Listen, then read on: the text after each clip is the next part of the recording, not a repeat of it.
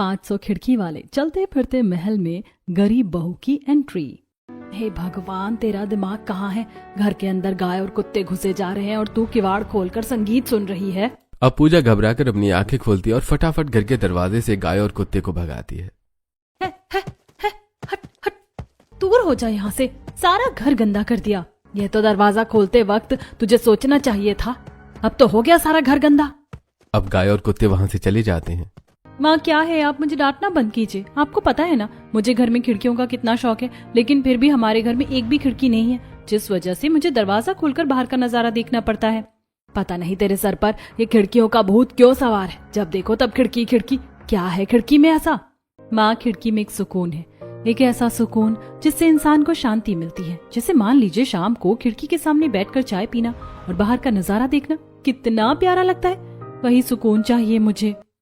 बाप रे, आजकल के बच्चों का सुकून तो गरीब माँ बाप की जेब खाली करके ही मानते हैं। हाँ बेटी, माफ करना, अभी तो इतने पैसे नहीं है।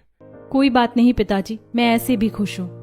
अब इसी तरह कुछ हफ्ते गुजरते हैं और एक दिन पूजा अपनी अमीर सहेलियों के बंगले में जाती है, जहाँ पर अनेकों आलीशान खिड़कियां बनी हुई होती हैं। अरे शिवानी, तुम्हारे कमरे में बनी ये आलीशान खिड़कियाँ तो बहुत खूबसूरत लग रही हैं। तुम्हें तो यहाँ बहुत सुकून मिलता होगा ना? थैंक यू सो मच पूजा। अब और कितनी तारीफ करोगी? ओके ठीक है, पर ये इतनी तारीफ कर क्यों रही है? घर में खिड़की होना इतनी भी कोई बड़ी बात नहीं है, सबके घर में खिड़कियां होती हैं। हाँ तुम ठीक कह रही हो, सबके घर में खिड़कियां होती हैं, पर अफसोस पूजा के घर में कोई खिड़कियां नहीं हैं, क्योंकि पूजा का घर तो एक माचिस के डिब्बे जितना छोटा है और उस डिब्बे में सिर्फ एक कमरा सिमटा हुआ है, जिस वजह से वो खिड़कियों के लिए इतनी ज्यादा डेस्परेट है। हाँ निधि, मेरा एक कमरे का घर है जिसमें सिर्फ मिट्टी का चूल्हा, लकड़ी का पलंग और एक टूटा दरवाजा है, उसके सिवा और कुछ नहीं। अच्छा, फिर तो तुम्हारे लिए इस घर की हर एक चीज अनोखी ही होगी, क्योंकि तुमने आज से पहले ये सब कभी नहीं देखा होगा ना। कोई बात नहीं, अब देख लो। अब पूजा खिड़कियों के रेलिंग को छू छू कर देखने लगती है। बाहर का नजारा काफी खूबसूरत होता है, जहाँ पक्षी उड़ रहे होते हैं, पेड़ लहरा रहे होते हैं और ठंडी हवाएं खिड़कियों से अंदर आ रही होती हैं। शिवानी, तुम्हारे घर में बिताया ये समय मेरे लिए बहुत खूबसूरत और कीमती है, मैं इसे हमेशा याद रखूंगी। हाँ ठीक है, चलो अब तुम अपने घर जाओ, हमें आपस में पार्टी करनी है। हाँ पूजा, अब तुम चली ही जाओ तो ज्यादा ठीक रहेगा।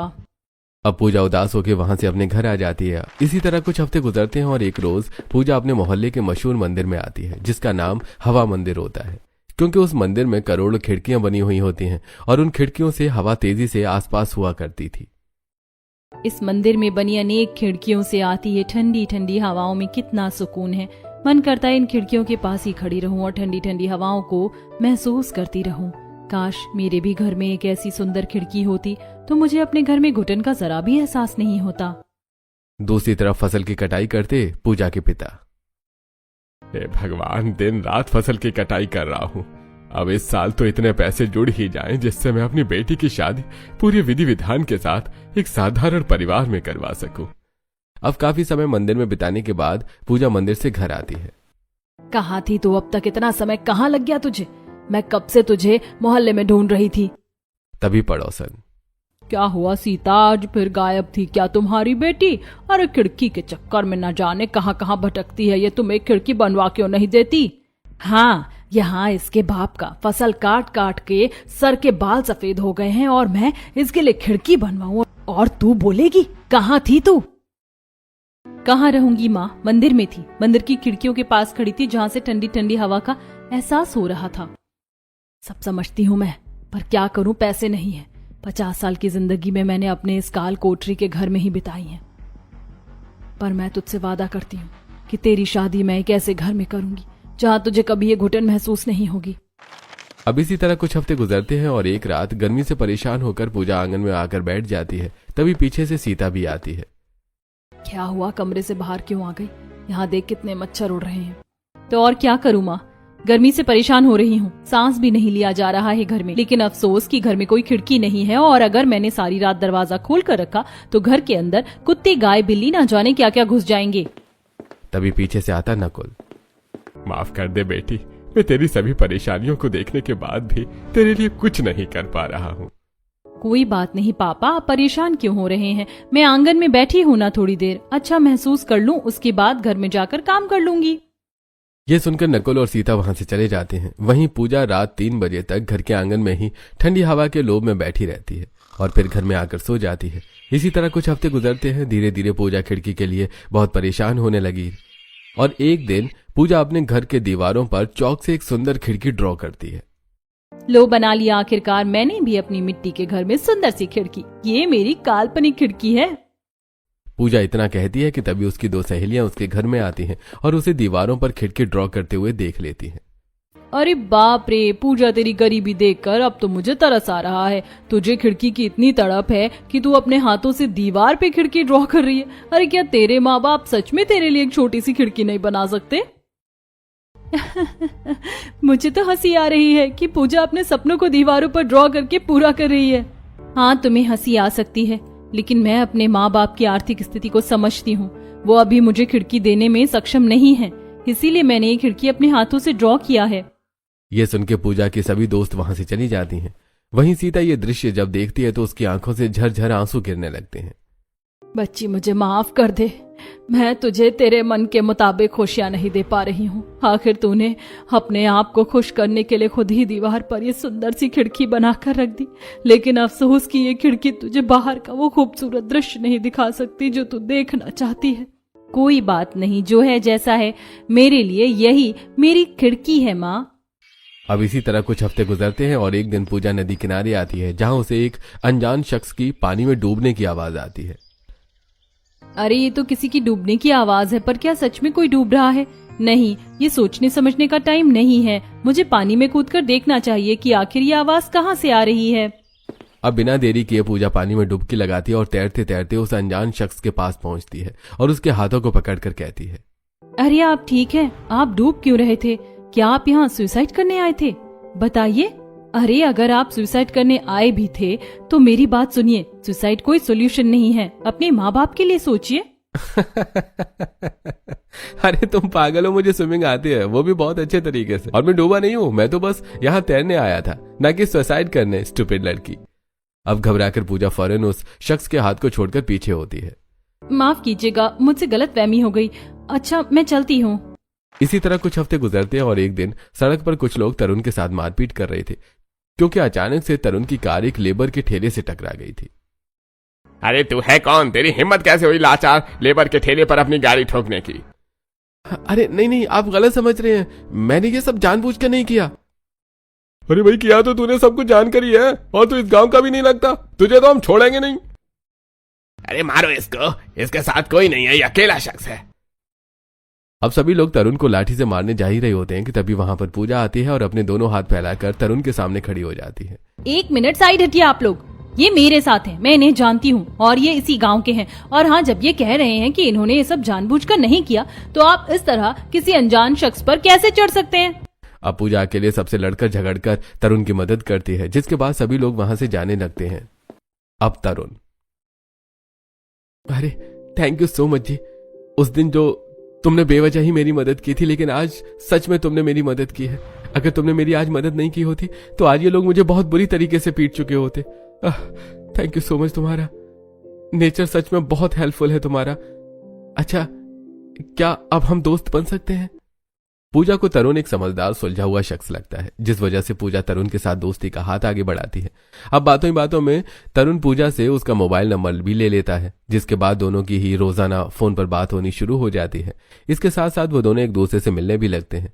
अब जहां पूजा आज भी उसे अपना दोस्त मानती है, वहीं तरुण पूजा से बहुत ही गहरा प्यार कर बैठता है।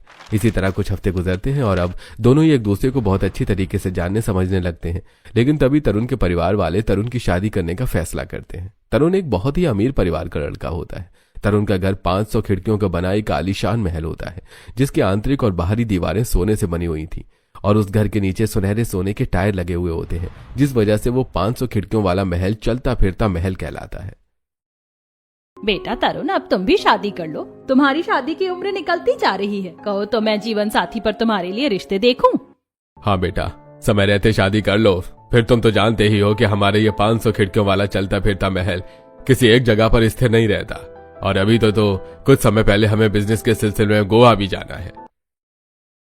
हाँ भाई, जल्दी जल्दी शादी वादी कर ले अब। अरे चुप क्यों है देवर जी, बोलिए। जीवन साथी पर आपने कोई प्रोफाइल बना रखी है या हम बनाएं? क्योंकि पंडित तो हमारे चलते फिरते इस महल में आ नहीं पाएंगे। नहीं, आप लोग टेंशन मत लीजिए, और ना ही मेरी कोई प्रोफाइल बनाई है। मैं इन सब चीजों पर बिलीव नहीं करता हूँ, और वैसे भी मैंने अपनी पसंद की लड़की ढूंढ ली है, जो कि बहुत ही सिंपल, सुंदर और सादगी से भरी हुई है, और मैं उसी से शादी भी करना चाहता हूँ। क्या लड़की ढूंढ रखी है? पर वो है कौन? उसका स्टैंडर्ड तो मैच होता है ना हमसे, और वो कहाँ की रहने वाली है, कुछ तो बताइए। मैं उससे प्यार कर बैठा हूँ भाभी, तो फिर वो कहीं से भी हो, कैसी भी हो, कुछ भी करती हो, इससे क्या फर्क पड़ता है? आप लोग बस अब मेरी उससे शादी की बात कीजिए। ठीक है बेटा, अगर तुम्हारी यही राय है तो मैं ज्यादा हस्तक्षेप नहीं करूंगी, और अब मैं कल ही उस लड़की के घर जाऊंगी तेरा रिश्ता लेकर। अब अगले ही दिन कौशल्या अपने 500 खिड़की वाली चलते फिरते महल से सोने जेवरात से लदी हुई तैयार होकर बाहर निकलती है, और अपनी बहू और अपने बेटे तरुण के साथ गरीब पूजा के घर पहुंचती है, जिसका घर एक कमरे का होता है, जहां पूजा मिट्टी से ही चूल्हे को लीप रही होती है। अरे तरुण जी, आप यहाँ अचानक से, और ये लोग कौन है? खैर आप लोग खड़े क्यों हैं? अंदर आइए, बैठिए, मैं कुछ लेकर आती हूँ। वो हाथ धोकर पूजा फटाफट चाय पानी बनाकर तरुण के परिवार वालों को देती है। बेटी कौन है ये लोग? तो जानती है इन्हें? वैसे पहनावे से तो बहुत रईस लगते हैं। हाँ माँ, मैं तरुण जी को जानती हूँ। तरुण बोलो ना, ये लोग कौन है? पूजा, ये मेरी मम्मी और भाभी है, और ये यहाँ तुमसे तुम्हारा हाथ मांगने आई हैं शादी के लिए। मैं अब तुमसे शादी करना चाहता हूँ। अब ये सुनते ही पूजा के हाथ से पानी का गिलास छूट जाता है, और वो थोड़े गुस्से में कहती है, ये सब क्या है तरुण? मैं तुमसे शादी नहीं करती। तुम जानते हो ना मैं कितनी गरीब हूँ, और मेरे माँ बाप इतने बड़े परिवार में मेरी शादी नहीं कर सकते, और मैंने तो शादी का अब तक सोचा भी नहीं है। तभी पैसों के घमंड में चूर तुलसी कहती है, थैंक गॉड इस फकीर चंद गरीब लड़की ने अपने मुंह से इस रिश्ते को तोड़ दिया। और देवर जी, आप इस लड़की से शादी करना चाहते हैं जिसकी ना तो कोई औकात है और ना ही कोई स्टैंडर्ड, और ये लड़की आपको मना करेगी शादी के लिए? इसकी इतनी हिम्मत? भाभी अपनी जुबान पर कंट्रोल रखिए। तरुण बिल्कुल ठीक कह रहा है। बहू, तुम्हें कोई हक नहीं बनता किसी को नीचा दिखाने का। और बेटी पूजा, आखिर तुम क्यों इस रिश्ते से मना कर रही हो? मेरा बेटा तो बहुत दावे के साथ मुझे यहाँ पर लेकर आया था कि वो तुमसे बहुत प्यार करता है और तुम्ही से शादी करना चाहता है। फिर तुम उसका दिल क्यों तोड़ रही हो? तुम जानती हो मैं कितने बड़े महल में रहती हूँ। अरे 500 खिड़कियों का चलता फिरता सोने का महल है, और तुम हो कि ऐसे परिवार का रिश्ता ठुकरा रही हो। जी यही तो कारण है कि मैं ये शादी नहीं करना चाहती। मेरे गरीब माँ बाप अपना ये छोटा सा घर भी बेच देंगे तो भी वो मेरी शादी 500 खिड़कियों के चलते फिरते महल में नहीं करवा पाएंगे। पूजा, शादी का खर्चा उठाने के लिए मैं तैयार हूँ, पर प्लीज तुम मेरा दिल मत तोड़ो। मैं तुम्हारे बगैर नहीं रह सकता। मैंने अपनी आगे की जिंदगी सिर्फ तुम्हारे साथ सोच रखी है। अब ये सब सुनकर पूजा की गरीब माँ, पूजा बेटी, ऐसा राम दामाद तो मुझे 7 जन्मों में भी कभी नहीं मिलेगा। तू इस रिश्ते को मत ठुकरा। ये लड़का, ये परिवार तेरे लिए बहुत अच्छा है। देखो गरीबों की नौटंकी शुरू हो गई है। इन्हें तो बस पैसे वाले पार्टी पर सिर्फ अपना दांत गाड़ना आता है। हाँ बेटा, तेरी माँ ठीक कह रही है। यह परिवार पैसे में जितना अमीर है उससे कहीं ज्यादा दिल का अमीर है। ठीक है पिताजी, अगर आप कहते हैं तो मैं इस रिश्ते के लिए तैयार हूँ। अब ये सुनकर तरुण के चेहरे पर एक बहुत प्यारी मुस्कान आती है। पूजा भी अब हल्का हल्का मुस्कुराने लगती है, और रिश्ता पक्का करके लड़के वाले वहां से चले जाते हैं। और फिर खुशी खुशी कुछ ही हफ्तों में पूरे विधि विधान के साथ पूजा की शादी तरुण से हो जाती है। पूजा शादी करके अपने 500 खिड़की वाले चलते फिरते ससुराल में आती है, जो एक सुंदर नदी के ऊपर स्थित होता है। बाहर से पूजा अपने 500 खिड़की वाले ससुराल को देखकर आश्चर्य होते हुए कहती है, तरुण जी, आपका घर तो खूबसूरत है, और यहाँ पर 1 2 3 4 5 6 7 8 9 10, बाप रे, ये तो सच में पूरे 500 खिड़कियां हैं। हाँ पूजा, तुम गिनते गिनते थक जाओगी, इसलिए चलो अब अंदर चलते हैं। हाँ हाँ, अंदर ही आओ, ऐसे बाहर गंवारों जैसी हरकतें मत करो। अब पूजा मायूस होकर बिना कुछ कहे अपने 500 खिड़की वाले चलते फिरते महल में प्रवेश करती है, जहां खिड़कियों से काफी ठंडी हवा और खूबसूरत फूलों की खुशबू आ रही होती है। माँ जी, घर के अंदर कितनी ताजगी महसूस हो रही है, और ये खुशबू भी बहुत प्यारी है। हाँ छोटी बहू, हमारे इन 500 खिड़कियों में से ऐसे ही खुशबू और ठंडी ठंडी हवा आती है हमारे महल में। लेकिन अब मुहूर्त निकल रहा है, तुम कलश गिराकर घर के अंदर प्रवेश करो, बाकी की बातें बाद में करते हैं। पता नहीं मम्मी जी को अब इस महल में खुशबू कहाँ से आ रही, मुझे तो बस इस गरीब लड़की के अंदर से गरीबी की गंदी बदबू आ रही है। अब पूजा जैसी सोने का कलश गिराती है, 500 खिड़कियों में से कई सोने के सिक्के पूजा के आसपास गिरने लगते हैं। पूजा चारों तरफ नजर घुमा के, अरे इतने सारे सोने के सिक्के, ये कहाँ से और क्यों गिर रहे हैं? बहू ये तुम्हारे स्वागत में है, तुम पर लुटाए जा रहे हैं। मेरे स्वागत के लिए, वो भी सोने के सिक्के? हाँ पूजा, ये सब तुम्हारे स्वागत के लिए था, कैसा लगा? जी सब बहुत खूबसूरत है। जाओ बहू, अब तुम अपने कमरे में जाओ। अब पूजा अपने कमरे में जाती है, जहाँ उसका कमरा भी काफी आलीशान होता है और कमरे के चारों दीवारों पर सुंदर खिड़कियां बनी हुई होती है। हाय रब्बा, हमारे कमरे में भी इतनी सारी खिड़कियां हैं। आपको पता है तरुण जी, मुझे खिड़कियों का शुरू से बहुत शौक था। मेरा सपना था कि मैं खिड़कियों से भरे घर में रहूं, और आज मुझे 500 खिड़कियों वाला चलता फिरता महल ससुराल मिल गया है। अरे वाह, इसका मतलब भगवान तुम्हारी विशेष को पूरी करते हैं। अच्छा चलो खिड़की के पास आओ, मैं तुम्हें कुछ दिखाता हूँ। अब तरुण पूजा को खिड़की के पास लेकर आता है, जहाँ खिड़की से समंदर का दृश्य बहुत ही प्यारा नजर आ रहा होता है।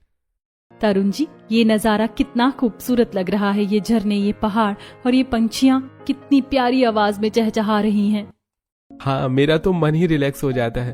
पर चलो अब तुम आराम कर लो। अब अगले दिन पूजा पहली रसोई का खाना बनाने के लिए रसोई में जाती है और रसोई की खिड़कियां खोलती है, जहाँ उसे आज खिड़की के बाहर सुनहरे जंगल नजर आते हैं। अरे, रात को तो मैं समुद्री जगह पर थी और अभी ये सुनहरे जंगल। तभी पीछे से कौशल्या आती है। हाँ बहू, तुम्हें तुम्हारे ससुराल के 500 खिड़की वाले चलते फिरते महल घर में हर दिन खिड़कियों से एक नया दृश्य देखने को ही मिलेगा। वो क्यों माँ जी? बहू, ये सब कुछ तुम्हारे ससुर जी कंट्रोल करते हैं। वो रिमोट से लोकेशन चेंज करते रहते हैं, क्योंकि हमारा टूरिस्ट का काम है। हमें एक जगह से दूसरी जगह जाकर काम करना पड़ता है। अच्छा ठीक है माँ जी। अब पूजा पहले रसोई का खाना बनाकर डाइनिंग टेबल पर रखती है। सभी लोग खाना खाना शुरू करते हैं। खाना तो बहुत अच्छा बना लेती हो पूजा तुम। मेरी पसंद है भैया, खाना तो अच्छा बनाएगी ही। बस बस, बहुत मक्खन लगा रहा है। वैसे बहू, खाना अच्छा बना है। जी शुक्रिया। अब इसी तरह कुछ हफ्ते गुजरते हैं और एक दिन पूजा रिमोट से बार बार अपने 500 खिड़की वाले चलते फिरते महल ससुराल के लोकेशन को बार बार चेंज कर रही होती है और खिड़की के पास खड़ी होती है। अरे देखो, लगता है मैं किसी ऐसे लोकेशन पर हूँ जहाँ सिर्फ सुनहरे मोर, चील, कौवे, हंस और गिलहरी दिख रहे हैं। क्या ये एनिमल टाउन है? वैसे यहाँ कितने अच्छे फलों के पेड़ लगे हैं। अब पूरे दिन लोकेशन चेंज करते करते न जाने पूजा अपने चलते फिरते महल ससुराल का रिमोट कहीं रखकर भूल जाती है, जिससे घर वाले परेशान हो जाते हैं। बहू, तुम्हें कुछ तो याद होगा कि तुमने रिमोट रखा कहाँ था। अब तुम्हारे ससुर को बिजनेस के काम से राजस्थान का लोकेशन सेट करना है, वो कैसे होगा? हाँ पूजा, थोड़ा तो याद करो कि तुमने रिमोट कहाँ रखा है। हमारा टूरिस्ट का काम है, अगर हमने नई नई जगह एक्सप्लोर करके मीडिया पर नहीं डाली तो दिक्कत हो जाएगी। देखा माँ जी, इसीलिए मैं कह रही थी कि इस गंवार लड़की को हमारे इस महल जैसे घर में मत लेकर आइए। अब इस नॉनसेंस ने खो दिया ना हमारा इलेक्ट्रॉनिक रिमोट। अब हमारा लाखों का नुकसान होगा। मुझे माफ कर दीजिए, मैं ढूंढती हूँ ना, मुझे थोड़ा वक्त दीजिए। अब पूजा हर फ्लोर पर जाती है और हर कमरों की खिड़की के आसपास देखती है, लेकिन उसे रिमोट नहीं मिलता। आखिर में रिमोट उसे सोफे के नीचे मिलता है और वो रिमोट को उठाकर ससुर जी के हाथ में देती है। माफ कर दीजिए पापा जी, लगता है सोफे पर मेरी आंख लग गई थी और फिर रिमोट सोफे के नीचे गिर गया और मुझे पता नहीं चला। लेकिन बस आज से मैं कभी इसे नहीं छूऊंगी। छूने के लिए मना नहीं है बहू, पर इसे संभाल कर रखो। अब अरविंद खड़े खड़े अपने चलते फिरते 500 खिड़की वाले महल घर को राजस्थान की तरफ मोड़ता है, जिससे सूखी रेतीली मिट्टी पर उनका घर स्थित हो जाता है। आसपास ऊंट और राजस्थानी कपड़ों में औरतें नाच रही होती हैं। ये सब कुछ पूजा खिड़कियों से देख रही होती है। तरुण जी, अब तो हम राजस्थान आ चुके हैं और यहाँ पर देखिए ऊंट भी हैं और कुछ औरतें हैं जो राजस्थानी गाने पर नाच रही हैं। बहू, हम इसी तरीके से कहीं ना कहीं जाते रहते हैं। अब कल हम गोवा जाएंगे। हाँ माँ, ठीक कह रही हैं। फिलहाल हम लोग काम खत्म करते हैं। अब एक बड़े से लग्जरी रूम में बैठकर अरविंद, तरुण और आकाश बिजनेस से रिलेटेड काम लैपटॉप पर करते हैं। अब अगले दिन पूजा राजस्थान के बाद गोवा जाती है, जहां उसका घर एक सुनहरे बीच पर स्थित हो जाता है। अब खिड़की से गोवा का बीच देखकर पूजा, हाय राम, ये बीच कितना खूबसूरत लग रहा है। आसपास लोग कैसे घूम रहे हैं। मुझे भी बाहर जाना है। अब मुझे खिड़कियों से सारे नजारे नहीं देखने हैं, मुझे भी बाहर जाना है। अब घर वालों को बिना इन्फॉर्म किए पूजा अपने चलते फिरते महल ससुराल से बाहर आ जाती है और गोवा के बीच में घूमने लगती है। वो कोकोनट वाटर पीती है, बीच पर स्विमिंग करती है और कुछ स्टाइलिश सेल्फी लेती है। अब बीच पर घूमने के बाद पूजा अपने चलते फिरते 500 खिड़की वाले महल ससुराल में जाने लगती है, लेकिन आसपास उसे महल कहीं नजर नहीं आता। ये भगवान, मेरा 500 खिड़की वाला चलता फिरता महल ससुराल कहाँ चला गया? अब मैं क्या करूं? मैं तो घर पर भी किसी को बता कर नहीं आई हूँ। अब पूजा चलते चलते समंदर के बीचों बीच आ जाती है, लेकिन उसे कहीं अपना महल नजर नहीं आता। अब समंदर के किनारे बैठकर पूजा रोने लगती है। तभी वहां तरुण आता है और पूजा फौरन तरुण को गले से लगा लेती है। आप आ गए। आपको पता है मैं कितनी परेशान हो गई थी, हमारा ये चलता फिरता घर ना जाने कहाँ चला गया था। अरे पूजा, जब तुम जानती हो हमारा चलता फिरता घर है, उसके बाद भी तुमने घर में बिना किसी को इन्फॉर्म किए तुम बाहर चली आई। गलती हो गई मुझसे तरुण जी। तभी पीछे से आती तुलसी। लगता है महल ससुराल में आकर खुद को महारानी समझने लग गई हो तुम, जो अपनी मनमानी करते हुए घर से बाहर निकल गई। अच्छा ठीक है, कोई बात नहीं बहू, चलो अब अंदर चलो। अब इसी तरह कुछ हफ्ते गुजरते हैं। अब धीरे धीरे पूजा अपने 500 खिड़की वाले चलते फिरते महल ससुराल में सभी चीजों को अच्छे से समझने लगती है, लेकिन वो कहीं न कहीं तुलसी के मन में अमीरी और गरीबी का खटास बना रहता है। तभी एक दिन तुलसी अपने कमरे के आलीशान बड़ी खिड़की के बाहर अपना आधा शरीर बाहर निकालकर झांक रही होती है कि तभी पानी की तेज लहरों से वो नीचे की ओर गिर जाती है। अब तुलसी खिड़की की ग्रिल पकड़ के तेज चिल्लाने लगती है। कोई है? माँ जी, पापा जी, आकाश, कोई मेरी मदद करो। तुलसी घर के हर एक सदस्य को बुला रही होती है, लेकिन सबसे पहले वहां पूजा पहुंचती है और पूजा बेड पर बिछी बेडशीट को अपनी जेठानी की ओर फेंकती है और उसे खींच खींच कर समंदर से खिड़की के द्वारा कमरे के अंदर लेकर आती है। तब तक घर के बाकी सदस्य भी वहां आ जाते हैं। जेठानी जी आप ठीक तो है ना? आपकी सांसें तो ठीक चल रही है ना? लीजिए टॉवल, इससे अपना शरीर पोंछ लीजिए। अरे तुलसी, तुम इस घर में रहती रहती इतनी एक्सपीरियंस्ड हो चुकी हो, इसके बाद भी तुम खिड़की से बाहर कैसे गिर गई? जो भी हो, माफ करना बहू, हम सही समय पर नहीं आ पाए, हम दूसरे काम में व्यस्त थे। कोई बात नहीं माँ जी। और आकाश, मैं जानती हूँ कि मैं इस घर में रह रहकर बहुत एक्सपीरियंस हो चुकी हूँ, लेकिन उस वक्त पानी की लहरें काफी तेज थी जिसने मुझे अपनी ओर खींच लिया, पर भगवान का शुक्र है कि सही समय पर देवरानी जी आ गई, नहीं तो आज उन लहरों के साथ न जाने में कहाँ चली जाती। मुझे माफ कर दो देवरानी जी, मैं तो बेवजह ही आपको गलत समझती थी, लेकिन आप तो सच में बहुत ईमानदार और मददगार लड़की हो। अब इस दिन के बाद से तुलसी के मन में जितनी भी खटास थी पूजा को लेकर वो खत्म हो जाती है। इसी तरह कुछ हफ्ते गुजरते हैं और अब पूजा अपनी कई फ्रेंड्स को भी अपने 500 खिड़की वाले चलते फिरते महल ससुराल में बुलाती है। उसकी सभी फ्रेंड्स उसकी खिड़कियों से भरे महल जैसे ससुराल को देखकर आश्चर्यचकित हो जाती हैं। मुझे तो विश्वास नहीं हो रहा यार, पूजा जैसी लड़की का ससुराल इतना आलीशान है जहाँ 500 खिड़कियां हैं। चलो, तुम्हारा सपना था ना खिड़की का, भगवान ने वो पूरा कर दिया। अब तो तुम खुश हो ना? हाँ, अब मैं अपने ससुराल में बहुत खुश हूँ। इतने में तुलसी अपनी देवरानी के दोस्तों को चाय पानी करवाती है और कुछ देर बाद वो लोग वहां से चले जाते हैं। अब कुछ समय बाद पूजा से मिलने उसके गरीब माता पिता भी आते हैं। सीता खिड़कियों से हाथ बाहर करके पानी से बच्चों की तरह खेलने लगती है। बेटी, तेरे इस 500 खिड़की वाले ससुराल की खिड़कियों से बाहर का दृश्य काफी अद्भुत है। हाँ माँ, आपने ठीक कहा, और आपको पता है माँ, ये दृश्य हर रोज बदलता है, क्योंकि मेरा ये 500 खिड़की वाला महल एक चलता फिरता महल है। आपको पता है अरविंद जी, एक समय पर मेरी बेटी खिड़की के लिए इतना ज्यादा विचलित हो गई थी कि उसने घर की दीवारों पर चूने से खिड़की का चित्र बनाया था ताकि उसे खिड़की की खुशी मिल सके। लेकिन आज उसको उसके ससुराल में इतना खुश देख करके मन प्रसन्न हो गया। जी सही कहा। कोई बात नहीं नकुल जी, जो लड़कियां मायके में संघर्ष देखती हैं उन्हें उनके ससुराल में बहुत प्यार मिलता है। अब पूजा बड़े ही प्यार से अपने माता पिता को पकवान बनाकर खिलाती है। अब खाना खाने के बाद सीता और नकुल अपनी बेटी के कमरे में आते हैं। और बताओ माँ, घर पर सब ठीक तो है ना? क्या कहूँ बेटी, ठीक तो कुछ नहीं है। घर की छत आंधी तूफान में उड़कर तहस नहस हो गई है। जैसे तैसे पन्नी डालकर गुजारा कर रहे हैं हम लोग। हे भगवान, आप लोगों की जिंदगी इतने संघर्ष में गुजर रही है, काश मैं आपकी मदद कर पाती। पूजा इतना कहती है कि तभी वहां पर तुलसी आती है। अरे काश क्या होता है देवरानी जी, हम आपके गरीब माता पिता की जरूर मदद करेंगे।